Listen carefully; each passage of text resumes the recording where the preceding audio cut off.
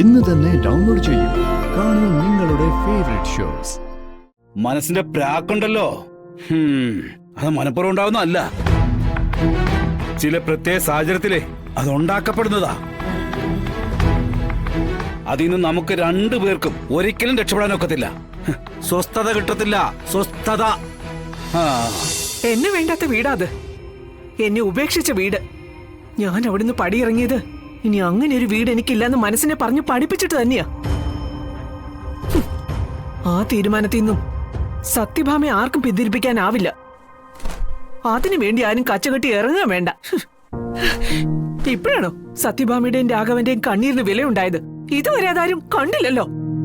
ഇപ്പൊ സങ്കടം മാറ്റം കുറെ ആൾക്കാർ വന്നിരിക്കുന്നു. ഭാമേ, ശാലിന് എത്രത്തോളം കഷ്ടപ്പെട്ടാണ് ഇത് നമുക്ക് സ്വന്തമാക്കി തന്നെ അറിയാമോ? സ്വന്തമാക്കി തരണമെന്ന് ഞാൻ പറഞ്ഞോ?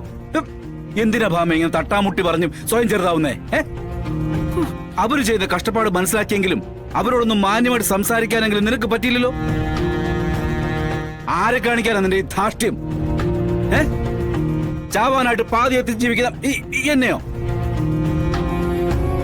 എന്നാരും തോപ്പിക്കാൻ നോക്കണ്ട. തോപ്പിച്ച തോക്കിയില്ല.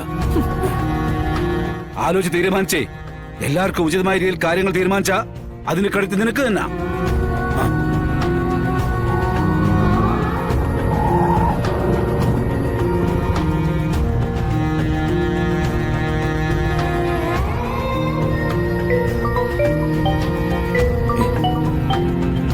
സാബു റീസറാണല്ലോ.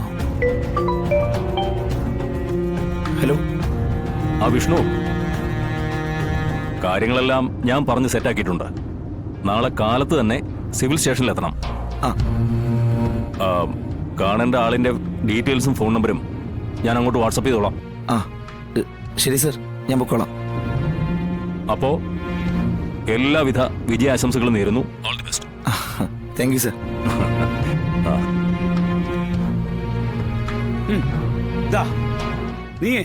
നീ ശാലിനെ ദ്രോഹിച്ച് പുറത്താക്കാൻ നോക്കിയപ്പോഴേ അവള് നിന്റെ വീടിനകത്താക്കാനാ നോക്കിയത്.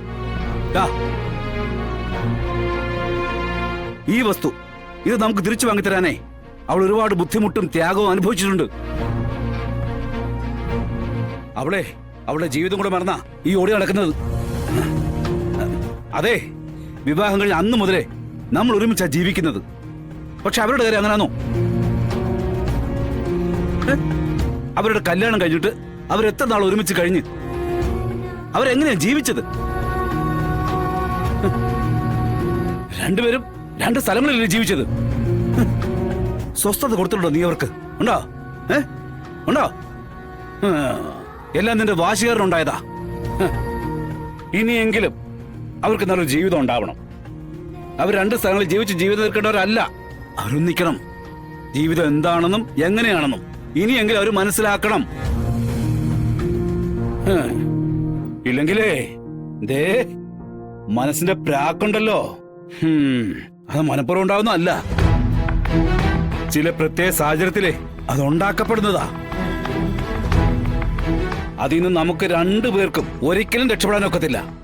സ്വസ്ഥത കിട്ടത്തില്ല, സ്വസ്ഥത. പറഞ്ഞില്ലെന്ന് വേണ്ട.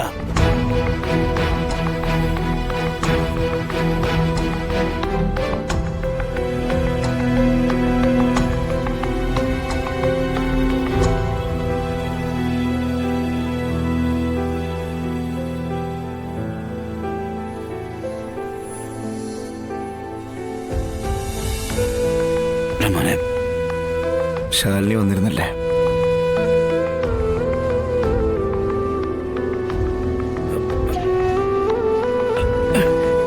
മക്കളെ,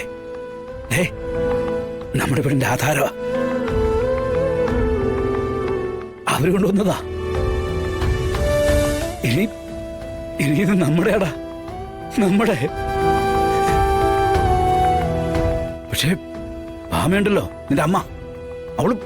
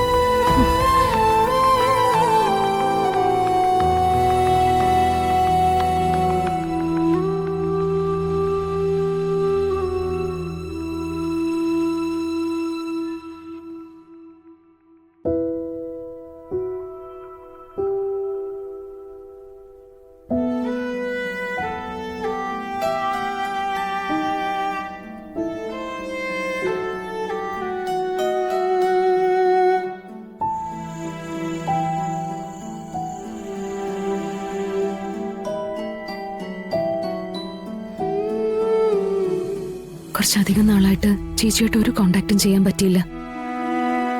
ഫോൺ ചെയ്താൽ പോലും കിട്ടാത്തൊരവസ്ഥയായിരുന്നു. അമ്മയും ഞാനൊക്കെ ഒരുപാട് ബുദ്ധിമുട്ടി. പിന്നെ രാജീവ് സാറിന്റെ അമ്മയുടെ സ്വഭാവം അറിയാവുന്നതുകൊണ്ട് അവിടേക്ക് വന്ന അതിന്റെ പേരിൽ അവരെന്തൊക്കെ കാട്ടിക്കൂട്ടുമെന്നൊരു പേടിയും ഉണ്ടായിരുന്നു. ചേച്ചി അവരുടെ കയ്യിൽ കടിച്ചു, നഖം കൊണ്ടു എന്നൊക്കെ അവർ പോലീസിൽ പറഞ്ഞത്. ചേച്ചി, എന്താ ശരിക്കും അവിടെ ഉണ്ടായേ? എന്നെ മാനസിക രോഗിയാക്ക്, അതുവഴി രാജീവേട്ടനെ കൊണ്ട് മറ്റൊരു വിവാഹം കഴിപ്പിക്കുക. അത് മാത്രമായിരുന്നു അവരുടെ ഉദ്ദേശം. അതിന് കൂട്ടു നിൽക്കുന്ന ഒരു അമ്മാവനും. അപ്പൊ രാജീവ് സാറിനോട് ചേച്ചിക്ക് ഇത് പറയായിരുന്നില്ലേ? അമ്മയും അമ്മാവനും പറയുന്നത് വേദവാക്യം എന്ന് പറഞ്ഞിരിക്കുന്ന ആളിനോട് ഞാൻ എന്ത് പറയാനാ? എന്തെല്ലാം ക്രൂരതകളാ അവരെന്നോട് കാണിച്ചെന്നറിയോ? അറിഞ്ഞ ദൈവം നിലത്തിറങ്ങി വരും. അത്രയ്ക്ക് ഞാൻ ഈശ്വരനെ വിളിച്ചിട്ടുണ്ട്.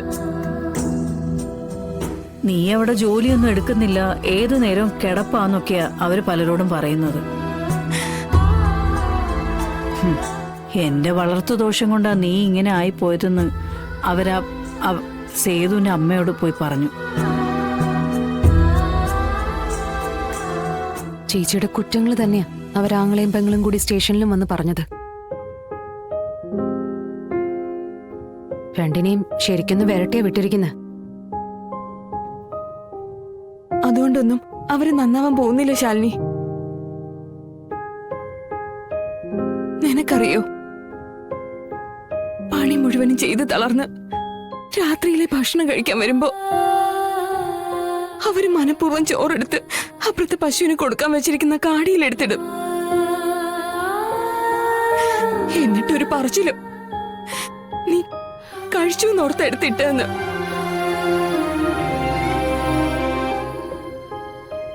എത്രയോ രാത്രികള് പട്ടിണിയായിരുന്നു.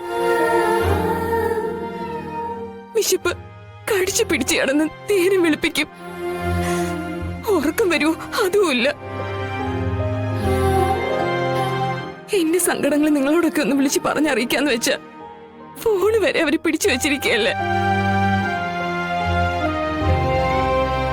ഇതൊക്കെ ശ്രദ്ധിക്കാൻ രാജീവേട്ടൻ എവിടെ നമ്മെ നേരം?